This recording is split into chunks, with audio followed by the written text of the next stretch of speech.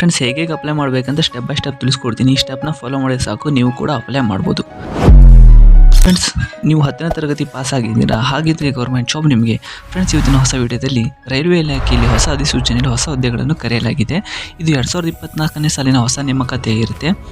ಇದರಲ್ಲಿ ಫ್ರೆಂಡ್ಸ್, ಆಯ್ಕೆಯಾದ ಅಭ್ಯರ್ಥಿಗಳಿಗೆ ಮಂತ್ಲಿ ವೇತನ ಶ್ರೇಣಿ 21,700ರಿಂದ ಹಿಡಿದು 35,400ವರೆಗೆ ಸಂಬಳ ವಿವರ ನೀಡಲಾಗುತ್ತೆ. ಒಟ್ಟು 4,660 ಹುದ್ದೆಗಳನ್ನು ಕರೆಯಲಾಗಿದೆ. ನಮ್ಮ ಕರ್ನಾಟಕದ ಅನೇಕ ಜಿಲ್ಲೆಗಳಲ್ಲೂ ಕೂಡ ಖಾಲಿ ಇರುತ್ತೆ. ಸೊ ನಮ್ಮ ಕರ್ನಾಟಕದ ಪ್ರತಿಯೊಂದು ಜಿಲ್ಲೆಯಿಂದ ಕೂಡ ಅರ್ಜಿ ಸಲ್ಲಿಸ್ಬೋದು. ಮತ್ತು ಪುರುಷರು ಕೂಡ ಅರ್ಜಿ ಸಲ್ಲಿಸ್ಬೋದು ಮತ್ತು ಮಹಿಳೆಯರು ಕೂಡ ಅರ್ಜಿ ಸಲ್ಲಿಸ್ಬೋದು. ಈ ಒಂದು ಜಾಬ್ಗೆ SC ST ಮತ್ತು OBC ಅಭ್ಯರ್ಥಿಗಳಿಗೆ ವಯಸ್ಸಲ್ಲಿ ಸಡಿಲಿಕೆ ಇರುತ್ತೆ. ಅದೆಷ್ಟು ಹೇಗೆ ಅಂತ ನಾನು ಮುಂದೆ ಹೇಳ್ತೀನಿ. ಮತ್ತು ಫ್ರೆಂಡ್ಸ್, ಹೇಗೆ ಆಯ್ಕೆ ಮಾಡ್ಕೊಳ್ತಾರೆ ಅಂತ ಕೂಡ ಹೇಳ್ತೀನಿ. ಫ್ರೆಂಡ್ಸ್, ಇಲ್ಲಿ ನೋಡ್ತಾ ಇರೋದು ಆಫಿಷಿಯಲ್ ನೋಟಿಫಿಕೇಶನ್ ಹಾಕಿರ್ತೀನಿ ನೋಡಿ. ಆಫಿಷಿಯಲ್ ನೋಟಿಫಿಕೇಶನ್ ಇಲ್ಲಿ ನೋಡ್ತಾ ಇರ್ಬೋದು. ಮತ್ತು ಹೇಗೆ ಅಪ್ಲೈ ಮಾಡಬೇಕು ಅಂತ ಕೂಡ ನಾನು ಮುಂದೆ ತೋರಿಸ್ಕೊಡ್ತೀನಿ. ವಿಡಿಯೋನ ಆದಷ್ಟು ಕೊನೆವರೆಗೂ ನೋಡಿ ಮತ್ತು ಸಬ್ಸ್ಕ್ರೈಬ್ ಮಾಡ್ಕೊಳ್ಳಿ. ಈ ವಿಡಿಯೋದಲ್ಲಿ ನಿಮಗೆ ಸಂಪೂರ್ಣ ಮಾಹಿತಿ ಸಿಗುತ್ತೆ. ಇನ್ನು ಯಾವ ಹುದ್ದೆಗಳಿಗೂ ಕೂಡ ಕರೆದಿರ್ತಾರೆ ಅಂತ ಹೇಳ್ತೀನಿ. ಫ್ರೆಂಡ್ಸ್, ಅದಕ್ಕಿಂತ ಮುಂಚೆ ನಮ್ಮ ಸಬ್ಸ್ಕ್ರೈಬರ್ ಒಬ್ಬರು ಕಮೆಂಟ್ ಮಾಡಿದರು, ಬ್ರೋ ನಾನು ತುಂಬ ಗೌರ್ಮೆಂಟ್ ಜಾಬಿಗೆ ಅಪ್ಲೈ ಮಾಡಿದ್ದೆ, ಆದರೆ ನನ್ನ ಟೈಮ್ ಸರಿಯಿಲ್ಲ ಅನಿಸುತ್ತೆ, ಅದಕ್ಕೆ ಯಾವುದೂ ಸಿಗ್ತಾ ಇಲ್ಲ. ನೋಡಿ ತನಿಷ್ ಬ್ರೋ, ಇದಕ್ಕೊಂದು ಮಾತಾಡೋಕ್ಕೆ ಇಷ್ಟಪಡ್ತೀನಿ. ನೋಡಿ ಬ್ರೋ, ನೀವು ಕಟ್ಟಿರೋ ಗಡಿಯಾರ ಹಾಳಾದರೆ ರಿಪೇರಿ ಮಾಡೋರು ತುಂಬ ಜನ ಸಿಗ್ತಾರೆ, ಆದರೆ ನಿಮ್ಮ ಸಮಯವನ್ನು ನೀವೇ ಸರಿಪಡಿಸ್ಕೊಳ್ಬೇಕಾಗುತ್ತೆ ಬ್ರೋ. ಯಾರು ಕೂಡ ಸರಿ ಮಾಡೋಕ್ಕಾಗಲ್ಲ ಬ್ರೋ. ಟ್ರೈ ಅಗೇನ್ ಡಿಮೋಟಿವೇಟ್ ಮಾತ್ರ ಆಗಕ್ಕೆ ಹೋಗ್ಬಿಡಿ. ಸೊ ಬನ್ನಿ ಫ್ರೆಂಡ್ಸ್, ಹಾಗಿದ್ರೆ ವಿಡಿಯೋನ ಸ್ಟಾರ್ಟ್ ಮಾಡೋಣ. ನಿಮ್ಮ ಟೈಮ್ ನಾನು ವೇಸ್ಟ್ ಮಾಡಲ್ಲ. ಫ್ರೆಂಡ್ಸ್, ಇನ್ನು ಹುದ್ದೆಗಳ ವಿವರ ನೋಡಿ. ಸಬ್ ಇನ್ಸ್ಪೆಕ್ಟರ್ ಮತ್ತು ಕಾನ್ಸ್ಟೇಬಲ್ ಹುದ್ದೆಗಳನ್ನು ಕರೆಯಲಾಗಿದೆ. ಫ್ರೆಂಡ್ಸ್, ಇನ್ನು ಕ್ವಾಲಿಫಿಕೇಶನ್ ನೋಡಿ. ಕಾನ್ಸ್ಟೇಬಲಿಗೆ ನೋಡಿ 10ನೇ ತರಗತಿ ಮತ್ತು ಸಂಬಂಧಪಟ್ಟ ಕೋರ್ಸ್ನ ಕಂಪ್ಲೀಟ್ ಮಾಡಿರಬೇಕಾಗಿರುತ್ತೆ. ಇನ್ನು ಸಬ್ ಇನ್ಸ್ಪೆಕ್ಟರಿಗೆ ನೋಡಿ ಪದವಿನ ಪೂರ್ಣಗೊಳಿಸಿರಬೇಕಾಗುತ್ತೆ ಮತ್ತು ಸಂಬಂಧಪಟ್ಟ ಕೋರ್ಸ್ನ ಮಾಡಿರಬೇಕಾಗುತ್ತೆ. ಫ್ರೆಂಡ್ಸ್, ಇನ್ನು ವಯೋಮಿತಿ ನೋಡಿ. ಫ್ರೆಂಡ್ಸ್, ದಿನಾಂಕ 1/7/2024ಕ್ಕೆ ನೋಡಿ ಸಬ್ ಇನ್ಸ್ಪೆಕ್ಟರ್ ನೋಡಿ ಕನಿಷ್ಠ 20 ವರ್ಷ, ಗರಿಷ್ಠ 28 ವರ್ಷಗಳು ಅಪ್ಲೈ ಮಾಡ್ಬೋದು. ಇನ್ನು ಕಾನ್ಸ್ಟೇಬಲಿಗೆ ನೋಡಿ ಕನಿಷ್ಠ 18 ವರ್ಷ, ಗರಿಷ್ಠ 28 ವರ್ಷಗಳು ಅಪ್ಲೈನ ಮಾಡ್ಬೋದಾಗಿರುತ್ತೆ. ಇನ್ನು ಫ್ರೆಂಡ್ಸ್, ಇಲ್ಲಿ ನೋಡಿ ವಯೋಮಿತಿ ಸಡಿಲಿಕೆ ನೋಡಿ.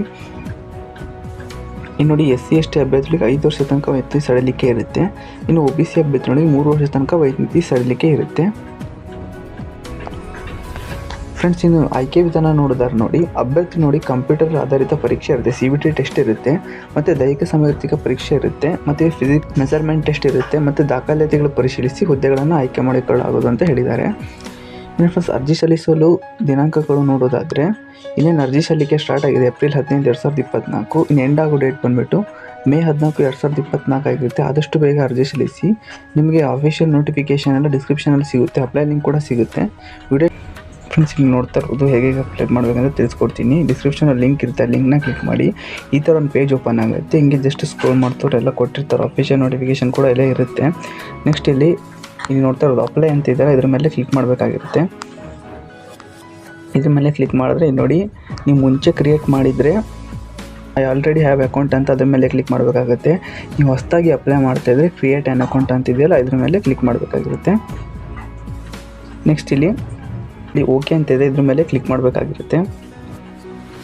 ನೆಕ್ಸ್ಟ್ ಬಂದ್ಬಿಟ್ಟು ನೋಡಿ ಈ ಥರದ ಅಪ್ಲಿಕೇಶನ್ ಫಾರ್ಮ್ ಓಪನ್ ಆಗುತ್ತೆ. ಫ್ರೆಂಡ್ಸ್ ನೋಡಿ ಈ ಥರ ಒಂದು ಪೇಜ್ ಓಪನ್ ಆಗುತ್ತೆ.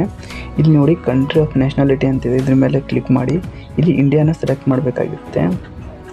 ಇಲ್ಲಿ ಇಂಡಿಯಾ ಅಂತಿದೆ, ಇದ್ರ ಮೇಲೆ ಸೆಲೆಕ್ಟ್ ಮಾಡಬೇಕಾಗಿರುತ್ತೆ.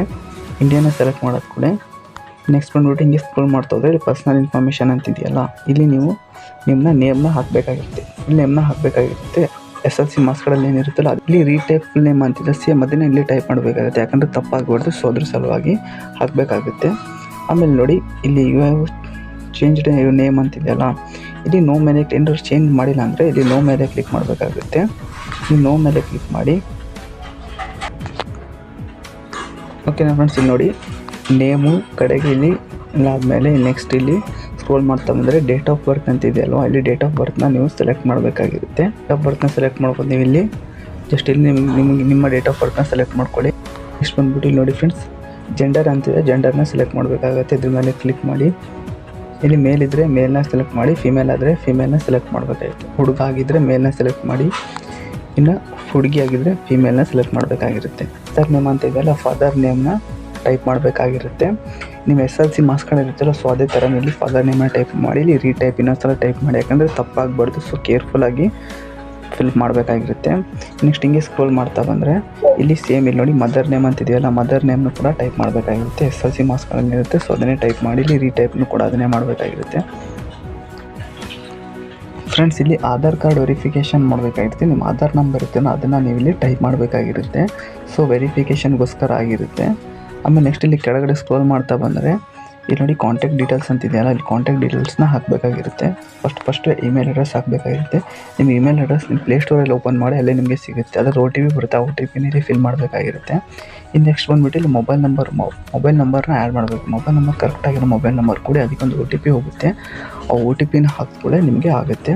ನೆಕ್ಸ್ಟ್ ಬಂದುಬಿಟ್ಟು ಇಲ್ಲಿ ಕ್ರಿಯೇಟ್ ಪಾಸ್ವರ್ಡ್ ಅಂತಿದೆಯಲ್ವಾ, ಇಲ್ಲಿ ನೀವು ಒಂದು ಸ್ಟ್ರಾಂಗ್ ಪಾಸ್ವರ್ಡ್ನ ಕ್ರಿಯೇಟ್ ಮಾಡಬೇಕಾಗಿತ್ತು. ಫಾರ್ ಎಕ್ಸಾಂಪಲ್ ನಾನು ಹೇಳ್ತೀನಿ ಕೇಳಿ. ಈಗ ನಿಮ್ಮ ಹೆಸರು ಮುಂದೆ ಏನಾದ್ರು ಇಟ್ಕೋಬೋದು, ಡೇಟ್ ಆಫ್ ಬರ್ತು ಆ ಥರ ಏನಾದ್ರು ಇಟ್ಕೋಬೋದು. ಈಗ ನಾನು ಸದ್ಯಕ್ಕೆ ಇಲ್ಲಿ Ravi@123 ಅಂತ ಇಟ್ಟಿದ್ದೀನಿ. ಇಲ್ಲಿ ಸೇಮ್ ಆಗಿ ಅದೇ ಥರನ ಇಡಬೇಕಾಗಿರುತ್ತೆ.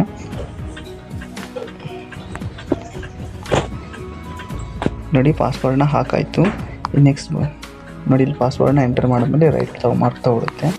ನೆಕ್ಸ್ಟ್ ಬಂದುಬಿಟ್ಟು ಇಲ್ಲಿ ಅಂದರೆ ನೀವು ಸ್ವಲ್ಪ ಇನ್ನೂ ಸ್ಟ್ರಾಂಗಾಗಿ ಪಾಸ್ವರ್ಡ್ನ ಕ್ರಿಯೇಟ್ ಮಾಡಬೇಕಿರುತ್ತೆ. ಇಲ್ಲಿ ಕ್ಯಾಪ್ಚನ ಎಂಟರ್ ಮಾಡ್ಬೇಕು, ಚೆನ್ನಾಗಿ ಕೊಟ್ಟಿರ್ತಾರೆ ನೋಡಿ 8332 ಅಂತ ಹೇಳ್ಬಿಟ್ಟು. ಇಲ್ಲಿ ನೆಕ್ಸ್ಟ್ ನೋಡಿ ಇಲ್ಲಿ ಕರೆಕ್ಟ್ ಆದ ಕೂಡ ಇಲ್ಲಿ ನಿಮಗೆ ರೈಟ್ ಮಾರ್ಕ್ ಬರುತ್ತೆ. ಓಕೆನಾ, ಇಲ್ಲಿ ರೈಟ್ ಮಾರ್ಕ್ ಮಾಡಾದ್ಮೇಲೆ ಇಲ್ಲೊಂದ್ಸಲ ಪ್ರಿವ್ಯೂ ಮೇಲೆ ಅಂತ ಕೊಡಬೇಕಾಗುತ್ತೆ. ಪ್ರಿವ್ಯೂ ಆ್ಯಂಡ್ ಕ್ರಿಯೇಟ್ ಅಕೌಂಟ್ ಅಂತಿದೆ, ಇದ್ರ ಮೇಲೆ ಕ್ಲಿಕ್ ಮಾಡಬೇಕಾಗಿರುತ್ತೆ. ಸ್ಟಾರ್ಟಿಂಗ್ ಸ್ಟೆಪ್ ಆಗಿರುತ್ತೆ.